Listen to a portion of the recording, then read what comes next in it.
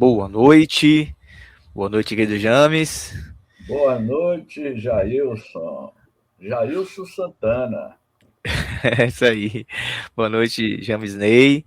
Boa noite, amadas e amados que estão aqui vendo esta gravação. É isso mesmo, uma gravação. Hoje estamos retransmitindo a gravação que está sendo que foi feita, né? Na verdade, foi feita agora no momento, né? Hoje aqui é a sexta, quinta-feira, né? Dia 9/4, mas nós iremos transmitir o show de hoje na próxima quinta-feira, e por conta de impossibilidade de nosso querido James estar conosco nesse dia, ele pode explicar talvez isso. Então vamos iniciar um trabalho com a nossa prece, como é costumeiro, e depois iniciamos nosso estudo, de fato. Então vamos lá. Deixa eu só pegar aqui, botar um videozinho aqui para a gente começar nossos estudos, só um momentinho, tá aqui para nossa prece de inicial, com a musiquinha também.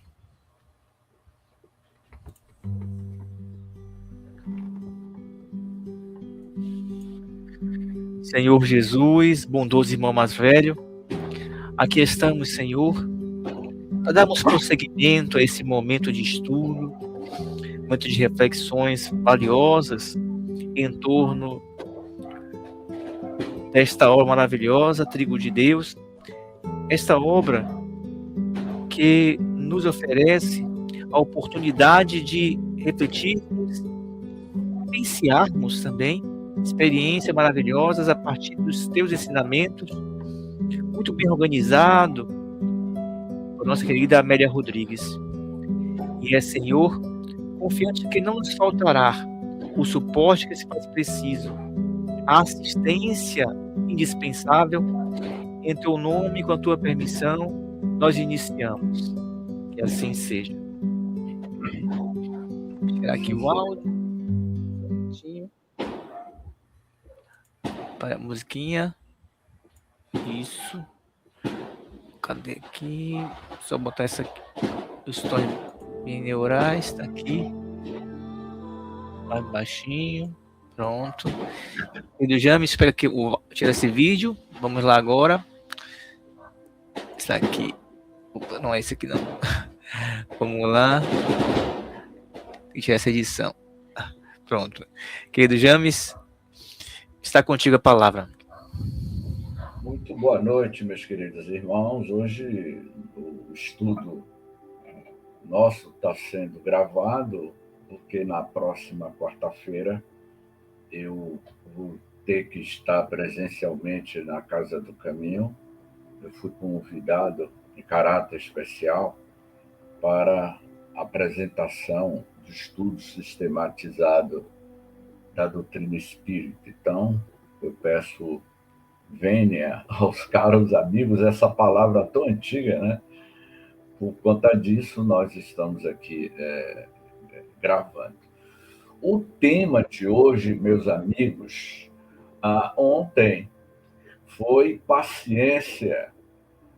E Jesus, a paciência que Jesus tem e continua tendo com todos nós, porque ele afirmou: eu sou o bom pastor, cuidando deste grande rebanho das minhas ovelhas. Então, todas as criaturas humanas são essas ovelhas dentro deste planeta Terra, que eu diria, meu amigo Jailson, que é uma fazenda com as ovelhas humanas, todas as formas de vidas, não só o Homo sapiens sapiens, mas todo o reino animal está sob a égide, a proteção espiritual do nosso Cristo.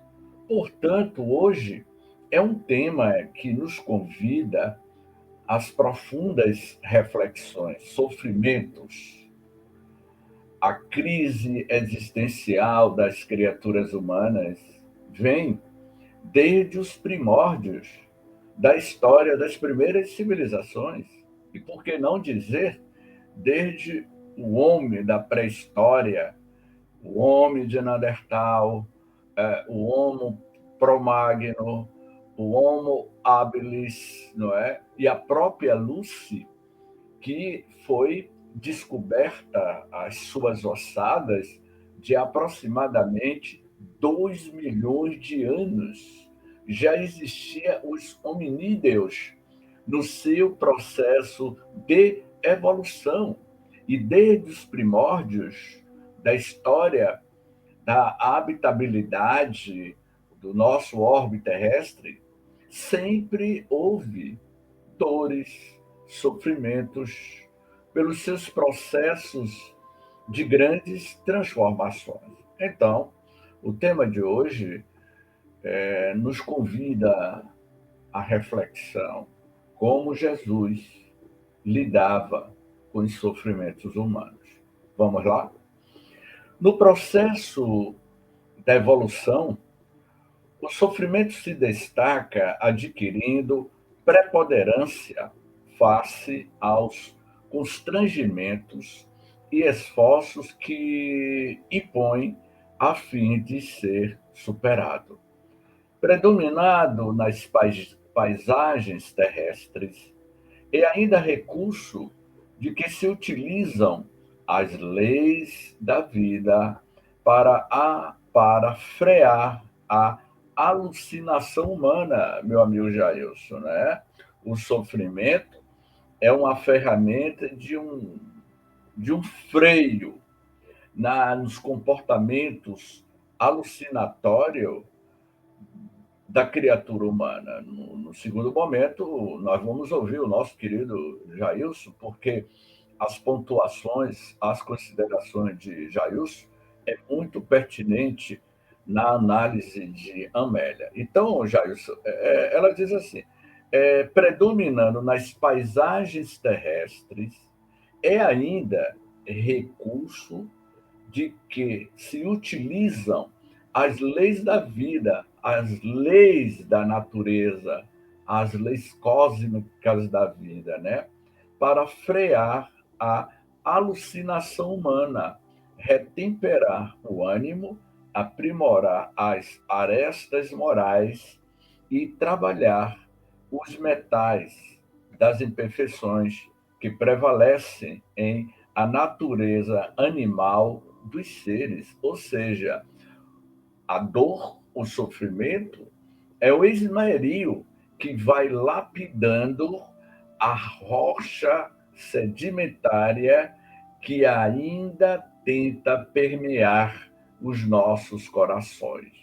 Esse esmeril, ele vai lapidando a rocha para despertar o grande diamante que existe dentro de cada um de nós. Atendesse às instruções do amor, e não haveria defecções, não surgiriam compromissos negativos, não ocorreriam abusos geradores de mecanismo de depuração por meio da dor. Ou seja, meus queridos irmãos, ela está afirmando que se nós utilizássemos as instruções da ética do amor, não haveria sofrimento, não haveria um caos moral. Mais adiante, no próximo parágrafo, Amélia nos convida a ter um novo olhar da lei natural. Desatentos à lei natural, ao fenômeno do amor, os indivíduos agridem-se, deixando-se arrastar pelas opções do prazer fúlgido, dos prazeres, das ilusões que nos leva de súbito ao sofrimento, embreando-se no emaranhado das paixões primárias e fortes, nas quais se aturdem, permanecendo por largos períodos em desajustes aflitivos. Está aqui uma das explicações lógicas na análise de Amélia. Os nossos prazeres, não é? As paixões primárias, o apego à matéria, leva o ser humano a sofrer, porque os valores materiais, ele acaba bloqueando gradativamente os nossos sentimentos de nobreza, os nossos sentimentos de espiritualidade. Eu diria, sabe, Jairus, que a, a, a missão específica da nossa reencarnação é que, na medida que o espírito reencarna, ele, na sua medida, ele vai se moralizando eticamente, espiritualmente. E na medida que ele vai se modificando por esse trilhos de valores éticos morais, Jair, você há de convir os caros amigos que estão nos assistindo aqui pelo Canteiro da Fraternidade, pelo canal Reencontro com a Vida, significa que, na medida que você vai elevando-se espiritualmente, você vai intelectualizando a matéria. À medida que a consciência encarnada na Terra vai adquirindo valores éticos, morais, caminhando em passos seguros para um mundo de regeneração, o planeta Terra, a Mãe Terra, vai se regenerando nas suas estruturas. Ou seja, no dizer do apóstolo Paulo de Tarso, vocês evoluem espiritualmente e vai, em contrapartida, intelectualizando a matéria. Porque nos mundos mais evoluídos, onde os espíritos já superaram o materialismo, nesses planetas que essas entidades mais evoluídas se encontram, a matéria é mais rarefeita, como, por exemplo, Júpiter. Há uma página na Revista Espírita de 1862, se eu não me engano, setembro, agosto, uma comunicação de Mozart. E Mozart, Jailson, ele descreve a estrutura psíquica de Júpiter. Então, eu pergunto a você, Jailson. Eu vou fazer essa pergunta ao nosso querido Jailson, que está aqui conosco, e ele vai ter que responder essa pergunta, Jailson. Você consulte aí o professor Google, viu, Jailson? Por que, meu querido Jailson, o telescópio James Webb não consegue, tanto o telescópio James Webb como o telescópio Hubble, eles não conseguem e não fotografaram essas civilizações, as cidades que habitam, que são estruturadas em Júpiter? Por que as câmeras, a grande tecnologia do telescópio Hubble, como o James Webb, não consegue ver essas cidades flutuantes entre Júpiter e a Lua de Europa? Por quê? Jailson, que está aqui ao vivo conosco, ele vai responder. Estou jogando para você. Abra aí o microfone, Jailson. Daqui a pouco você responde. Certo, muito bem. Então, assim, por quê? Você vai entender que, na medida que você vai evoluindo, você vai deixando de sofrer. Deixou de sofrer o mundo, o planeta em que você habita, ele vai se modificando por conta do seu psiquismo mental, daquela coletividade humana.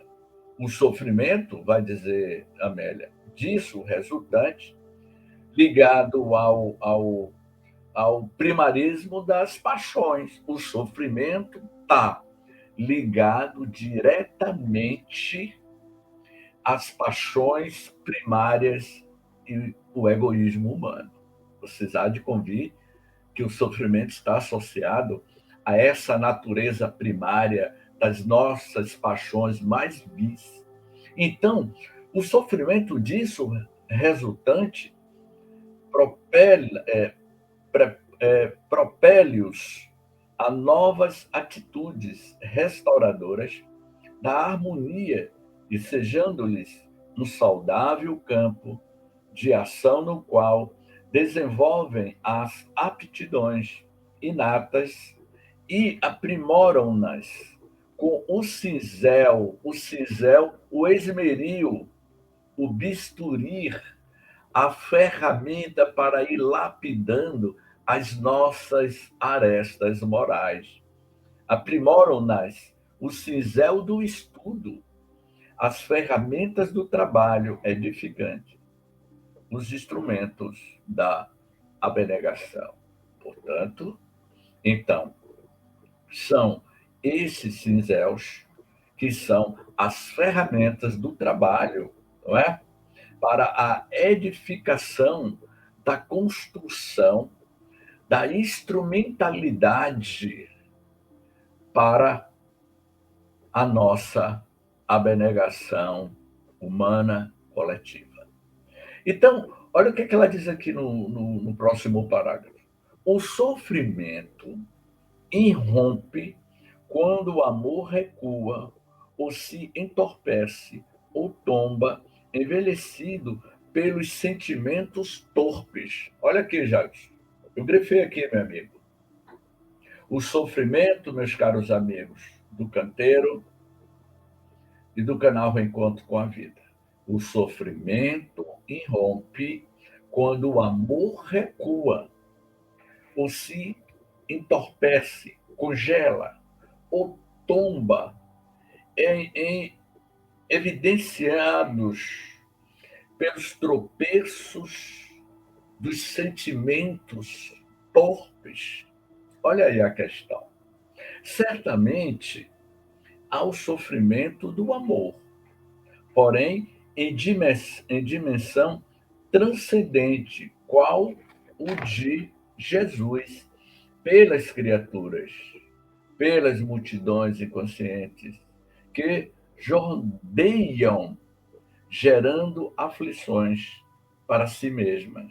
O sofrimento de Jesus era um sofrimento holístico, dele querer e perceber a infantilidade, a imaturidade dos seres humanos pelo simples fato de que eles estão sofrendo porque assim eles estão se auto-permitindo. Por isso, a sua compaixão prossegue infinita e as dores que lhes são infligidas permanecem como efeito do descaso geral ao seu inefável amor. Portanto, o amor do Cristo é tão holístico. O amor do Cristo é do tamanho do sistema solar, do tamanho da nossa galáxia, e envolve todas as mazelas humanas, não é? Genezaré era uma cidade de pequeno porte, sem maior relevo ou importância às margens do mar da Galileia, espairada em uma enseada suave, entre as areias de seixos e pedras miúdas, arredondadas, e os aclives cultivados de cereais, mantinha-se tranquila na geopolítica, olha aqui, geopolítica, da sociedade indiferente aos acontecimentos de Israel. Utilizam-se do seu topônimo para também denominar o mar, o lago de água doce, com 12 milhas e meia de comprimento, 7 milhas e meia de largura, no seu ponto mais largo. Eu vou pedir ajuda aos nossos universitários, especialmente hoje, Jailson. Hoje eu estou pedindo muita coisa a Jailson, para que Jailson consulte aí, Gelson. Consulte aí mesmo. Vamos fazer um cálculo aqui, Jailson. Veja aí no Google. O comprimento, 7 milhas de comprimento e meia de largura. quanto é o tamanho de 7 milhas em comprimento e meia de largura? 7 milhas corresponde a que tamanho? Vamos ver aí, que é o tamanho do mar de Genezaré. Não, perdão, Gelson, perdão. 12 milhas e meia de comprimento e 7 milhas e meia de largura. Veja aí, Gelson. 12 milhas e meia de comprimento e 7 milhas e meia de largura era o tamanho do mar da Galileia, o mar de Genezaré. Enquanto, Jairus, quando você achar a informação, pode passar, Jairus. As notícias do Messias haviam também chegado lá. Naturalmente, despertaram grande interesse em conhecê-lo, privar-lhe da intimidade, principalmente receber os benefícios que somente ele sabia e podia prodigalizar. Em meio a essas esperanças, pairavam igualmente dúvidas quanto à sua procedência, ao seu poder e autoridade, com altas doses de curiosidade em torno da sua figura e mensagem. Os indivíduos são os próprios tormentos, aspirações e desalinhos, mediante os quais examinam tudo e todos. Olha que interessante. Os indivíduos são os próprios tormentos dos seus sofrimentos, vivendo os limites que as circunstâncias aldeãs lhe permitiam. Os genezarenos não podiam conceber a grandeza do missionato de Jesus. Os que moravam às cidades ribeirinhas do mar de Genezaré não tinha a dimensionalidade da grandeza espiritual que era o Cristo. Vivendo os limites que as circunstâncias aldeões lhes permitia, os genezarenos não podiam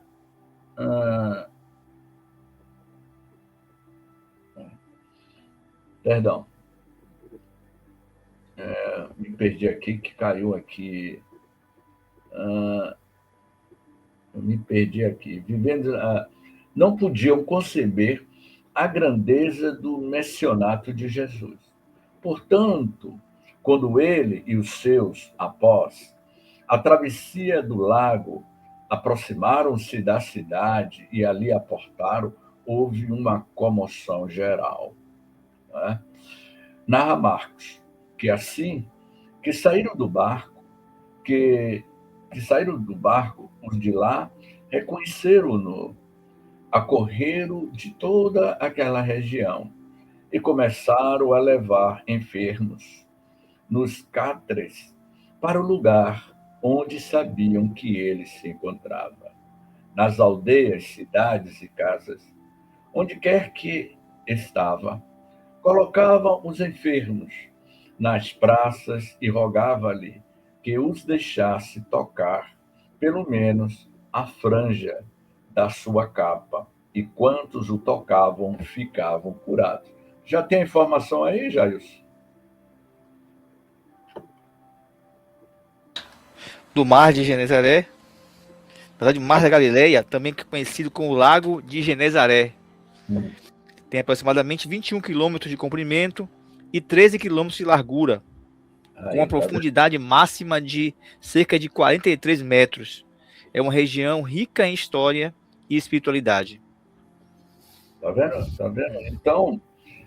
Então, Jailson, do Porto da Barra a Mar Grande são 10 quilômetros em linha reta. Então, pelo visto, é maior do que a Baía de Todos os Santos, não é, Jailson?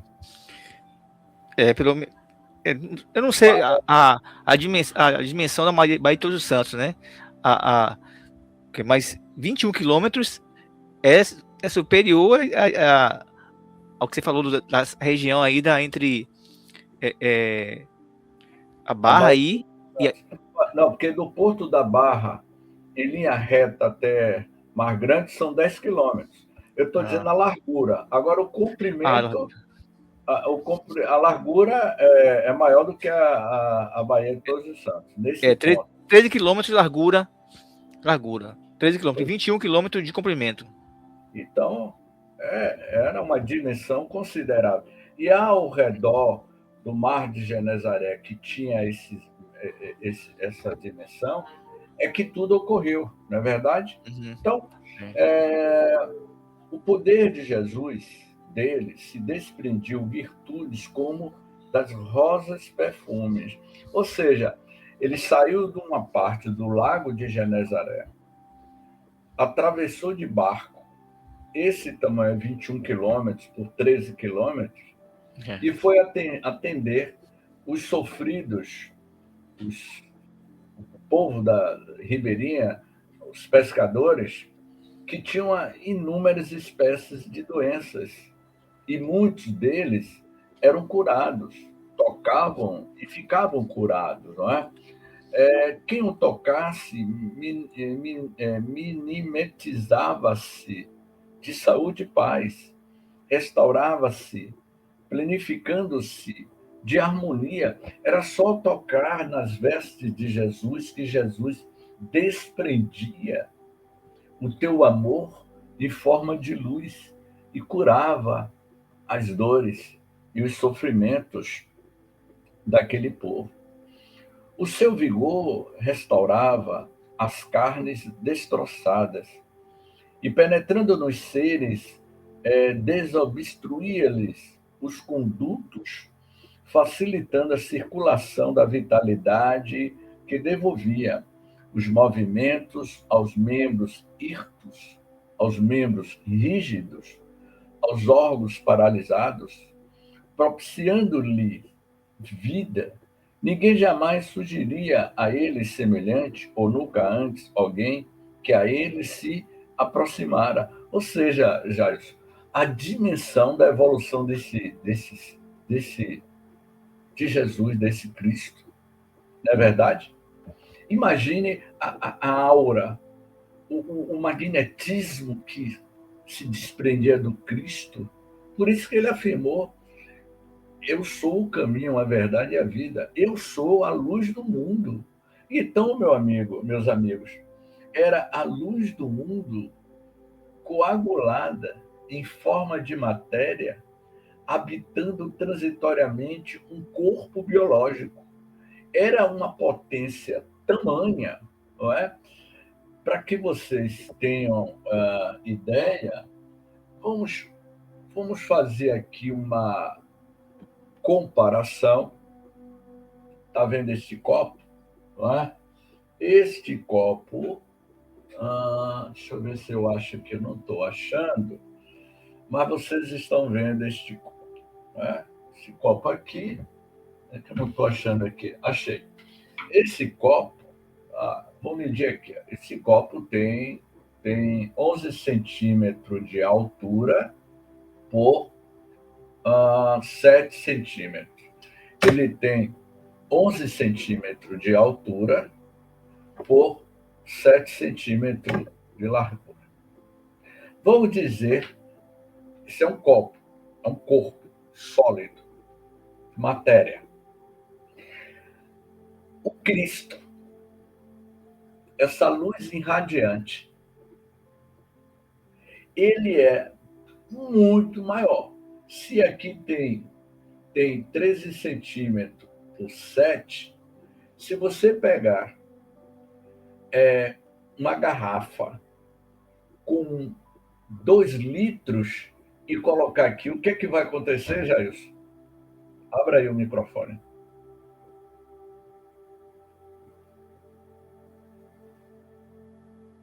Jailson? Oi, agora. Sim. Aqui tem, me parece que aqui pega mais ou menos uns 350 ml de água. Se eu pegar um garrafão de 2 litros e derramar aqui dentro, o que é que vai acontecer? A água ia transbordar, não é? Vai transbordar.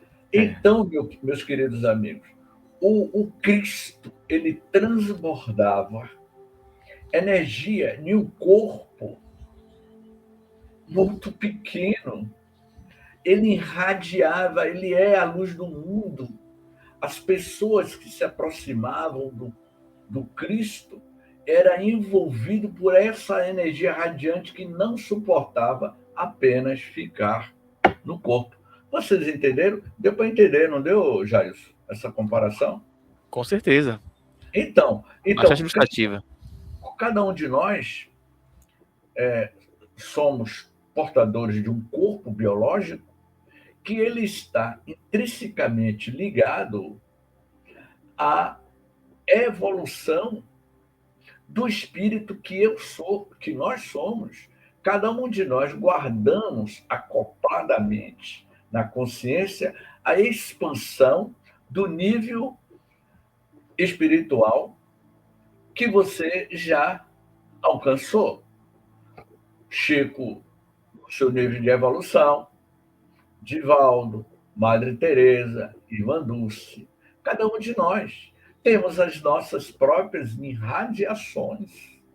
Então imagine as pessoas, mesmo distante, com metros de distância, que foi o caso de um centurião que Jesus disse, vá que ela vai estar curada.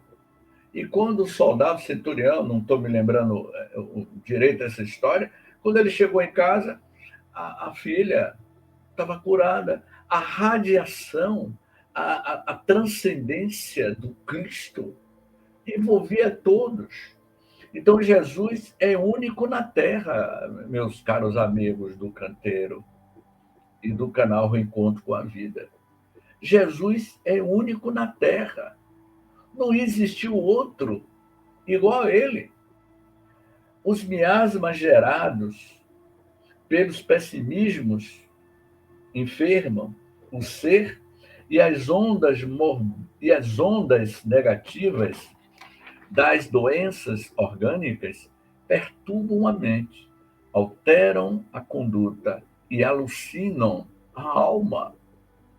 Foi o que eu falei, meus caros amigos, essa semana, um tema que eu abordei: doentes ou doenças? Estar doente ou ser doente? Eis a questão. Eu falava que ela tem uma grife, ela tem uma identidade. Todas as doenças, ela tem uma grife, ela tem uma identidade histórica. E essa identidade histórica está em você mesmo. É a tua consciência, é a tua vibração, é você que é o gerador, a matriz das suas sequelas, dos seus sofrimentos. Não é? Então, Jesus conhecia em profundidade o problema das parasitoses psíquicas, das enfermidades degenerativas e sabia como controlá-las. Ou seja, ele sabia das nossas psicoses maníaco-depressivas, ele sabia das doenças de TDAH, ele sabia das questões da lei de causa e efeito, de que muitos estavam respondendo pelos karmas de vidas passadas. Um clássico da literatura da Bíblia é a história de Elias, que no templo de Baal, Elias mandou decapitar mais de 400. Tempos depois, alguns séculos depois, Elias reencarna, o profeta Elias reencarna ao tempo de Jesus e vai se tornar primo de Jesus. Elias encarna como João Batista. Em um determinado momento, João Batista é decapitado. Então, eu estou citando esse exemplo. Ali, João Batista, diretamente ou indiretamente, ele estava ressarcindo, não é? Ajustando com a sua própria consciência o que ele fez no passado. Porque vocês têm que entender o seguinte, eu digo vocês, mas estou me referindo a todos nós. Vocês têm que entender o seguinte, nós só temos uma única existência, Jair. Só temos uma única existência. Não existe 2, 3, 4, 5 existências. É uma única existência com múltiplas reencarnações. A consciência é uma só. O princípio inteligente do universo, que é o espírito, ele é eterno. O que nós temos são personalidades que, quando você reencarna, você assume uma nova personalidade. Mas a consciência de hoje, da personalidade de James, de Jailson, que é uma personalidade atual, mas no passado tivemos outras personalidades, outras personas. E todas essas experiências de personalidades que habitamos em épocas, períodos diferentes ao longo dos milênios, está arquivada na nossa consciência de ser espiritual. Então, é isso que nós conseguimos ter como os pilares consoladores que a doutrina espírita nos apresenta, um dos pilares, não é? Irradiando a sua energia restauradora, modificava-lhes a estrutura, deixando, no entanto, ao enfermo os resultados futuros, como decorrência dos seus atos. Se pecaminosos, piores dores se propiciavam a si mesmos, quando sadios permaneciam em paz. A saúde, portanto, resulta da harmonia. Olha aqui, a saúde resulta da harmonia entre o pensamento e a ação, enobrecidos numa perfeita identificação do espírito, que cumpre com o dever, e do corpo por ele impulsionado, que ele executa as ordens. É interessante esse parágrafo. A saúde, portanto, resulta da harmonia entre o pensamento e a ação. Então, o pensamento cria a vida que procuramos. O pensamento, ele vai refletir as suas emoções no corpo físico. Então, o sofrimento surge como efeito da desobediência, dos abusos, da agressividade, da prevalência do egoísmo em a natureza. Olha aí. E ela conclui, ela vai concluindo. Amélia realmente é fantástico, né, Jair? A boa nova, em decorrência, é toda um hino ao amor, ao dever, à vida mediante a utilização correta dos fenômenos biológicos para a elevação do espírito. E ela dá uma pausa e faz uma conclusão, fecha com chave de ouro. Traziam-lhe os enfermos e pediam para que os deixasse tocar. Suas vestes eram condutoras da bioenergia curadora, da força de restauração, como os fios que conduzem a eletricidade ou as ondas que portam as telecomunicações.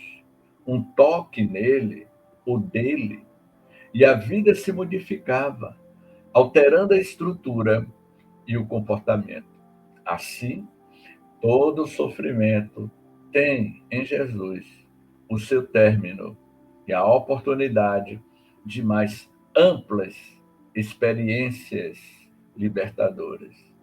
Sofrimento e Jesus, negação e afirmação da vida, enigma e equação do ser. Gente, que maravilha, meu querido Jair. Que mensagem profunda. Nos convida a entendermos que nos dias atuais, Jesus ainda é este médico das almas, quando nós evocamos o seu nome, que pedimos proteção, é evidente que nós recebemos essa luz do mundo que protege todo e todos da humanidade, mesmo com todas essas tragédias que no dia 9 de abril do ano 2026, as guerras neste horário, às 20 horas, faltando 10 minutos para as 8 da noite, pessoas estão morrendo debaixo de mísseis que estão sendo jogados nas regiões da Galiléia, da Palestina, onde Jesus colocou as suas pegadas de amor, neste exato momento. As guerras estão acontecendo, milhares de pessoas estão morrendo. Mas Jesus não vai abandonar, porque o amor é a luz do mundo. A dor, as trevas, as sombras, ela é transitória. Eu agora vou passar para o nosso amigo Jailson, porque ele hoje tem muito comentário para fazer, meu amigo Jailson. É com você. Vamos lá, vamos ouvir aqui os comentários de Jailson.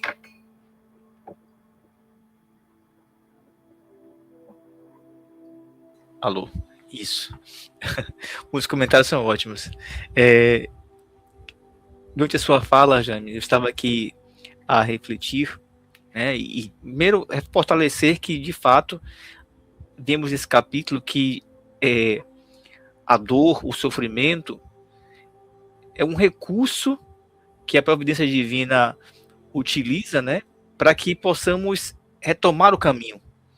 A dor é resultado daqueles que saem do caminho. O caminho do amor, o caminho da fraternidade.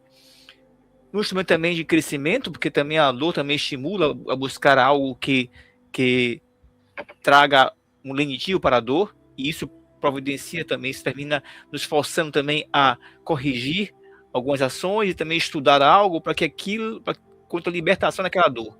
Mas o que eu me referi é que, todas as vezes que cometemos erros, que fugimos dos propósitos de amor, de paz, nos desviamos da rota.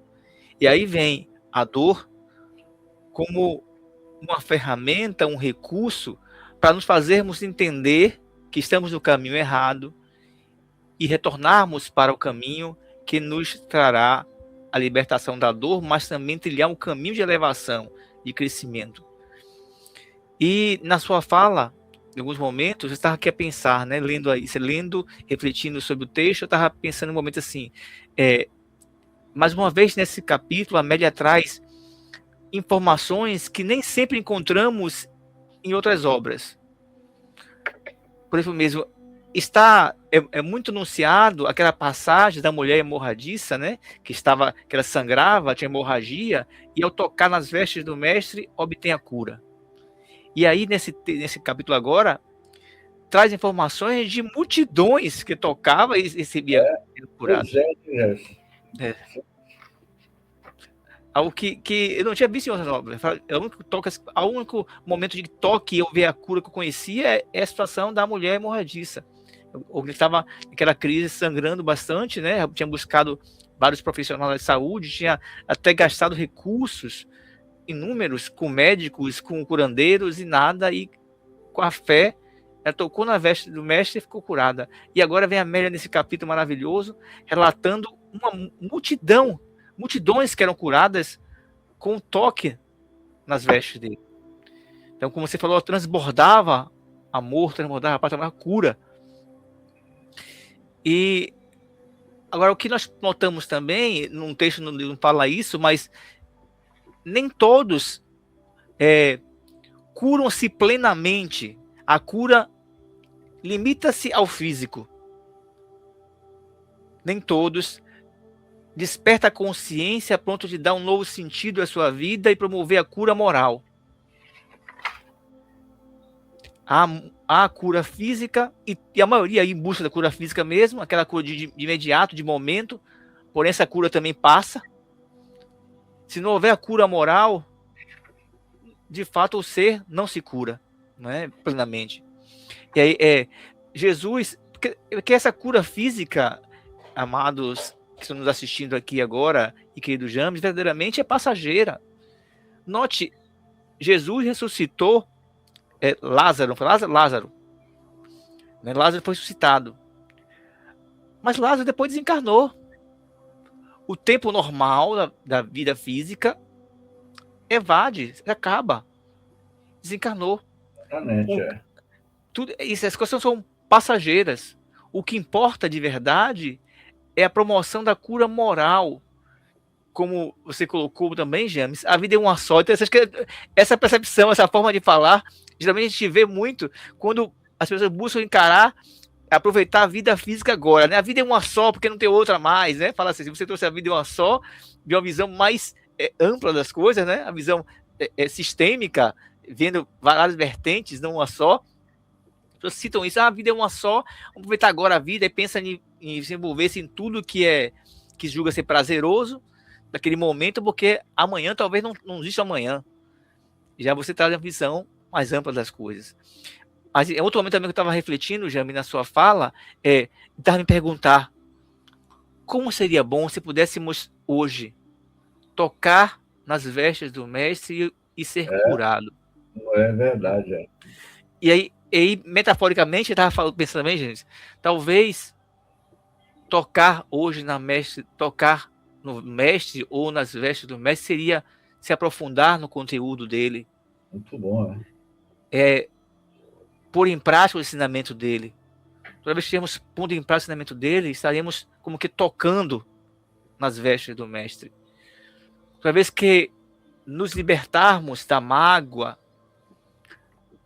do egoísmo, do sentimento de agressão para com o outro, estamos como que tocando na veste do mestre e vendo as coisas de outra forma, buscando ajuda de outra forma. O ser imperfeito como nós somos, a partir do momento que nos transformamos, buscamos fazer algo diferente daquilo, estamos como que tocando na veste do mestre. Aí é metaforicamente falando, né? Trazendo uma espécie de analogia. Então, é um convite para tocarmos nas vestes do mestre, bebendo na fonte e buscando internalizar o que se bebe, né? Porque uma coisa é memorizar textos, ler a informação, decorar bonito, repetir até às vezes, citar trechos. Mas outra coisa é beber de fato, a fazer com que esse líquido seja absorvido por nós, esse ingrediente de amor seja absorvido em nós, faça parte de nós e agora possamos agir na vida graças aos benefícios desse elixir de amor, de paz, que é o mestre. Essa fonte inesgotável de amor, essa energia que transborda, que vai além da borda do corpo físico, transcende, né?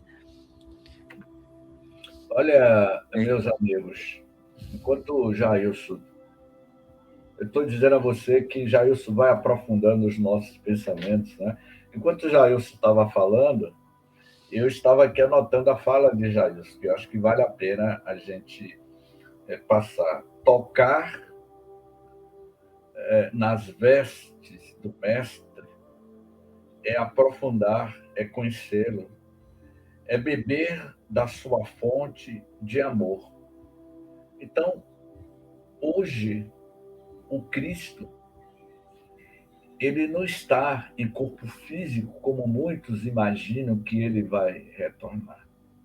Mas Jailson, ele definiu perfeitamente que nos nossos dias atuais, que tocar nas vestes é beber desta fonte cristalina do teu evangelho e se beneficiar. É isso mesmo, Jailson? Eu anotei aqui a sua fala aqui no texto. Que bom, porque eu não lembro mais nada que eu falei, mas tudo bem. Tocar, eu vou repetir. Eu anotei aqui na própria página do capítulo. Tocar nas vestes do mestre é aprofundar, é conhecê-lo, bebendo da sua fonte de amor. Oh, muito bom, Jairus. Bom, James. Isso. Isso. Maravilha. Então estamos 20 horas aí, viu, James? Então, vamos encerrar porque temos que cumprir o horário, né? Porque seguir os passos de Jesus tem que cumprir o horário, né, Jair? Também é sermos coerentes, né, também, né? Tem O que ser tempo. coerente, né? Então, É. hoje, meus amigos, tá aí a mensagem. Na próxima semana, vamos estudar o tema, capítulo 17, a oração dominical. Não é? A oração dominical, já? Espera aí. 16. A oração dominical. Ok, então, já estão. Maravilha. Aqui termina nossa mensagem, né? Certo. Vamos fazer nossa prece, então. Você gostaria, James, de fazer a prece final? O que eu faça? Faça, Prece. Jéssica, pode fazer. Certo. Então, só pegar aqui. Vai tornando uma musiquinha. Vou botar aqui a música. Essa daqui. Mesmo. Só aumentar o áudio.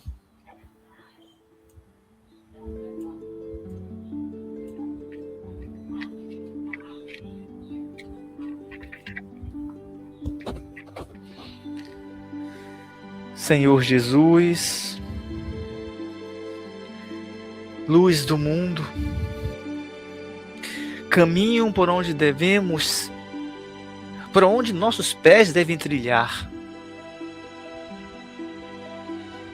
farol a iluminar e apontar o caminho correto.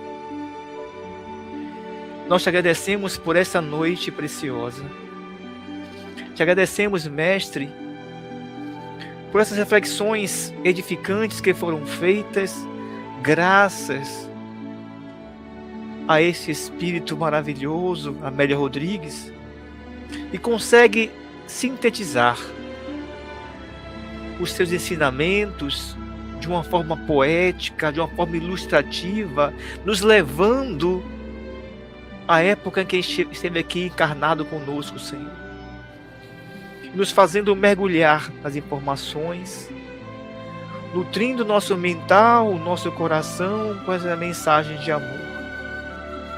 Mestre amado, te agradecemos por tudo isso, mas nós lhe pedimos, Senhor, que nos dê força para que possamos pôr em prática essas lições maravilhosas. Lhe pedimos também, Senhor, se possível, que energias salutares, bondosas, sejam despejadas naqueles locais onde, nesse instante, como muito bem trouxe nosso querido James, irmãos nossos estão retornando à verdadeira pátria de forma tão lamentável, através das guerras. Mestre amado, dai-nos força para que possamos perseverar, para que possamos, no momento atual, na época que vivemos, continuar firmes com o sim que dissemos a Ti. E assim, Senhor, como no início desse trabalho, em Teu nome, com a Tua permissão, nós estamos finalizando. Gratidão, Senhor, que assim seja. Muita paz a todos. Boa noite aos caros amigos do Canteiro de Fraternidade. Muito boa noite aos caros irmãos do canal. Gratidão, muita paz. Muita paz.